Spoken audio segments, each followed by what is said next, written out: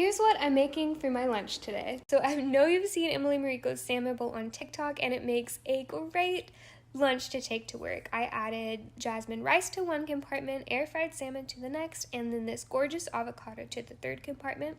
And that was everything for this container.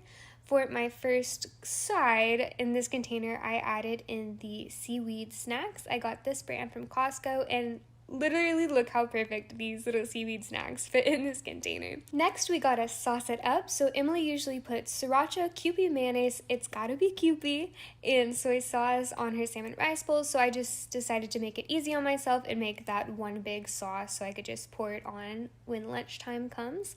And finally, for dessert, I love dark chocolate, so I added these Flips dark chocolate pretzels.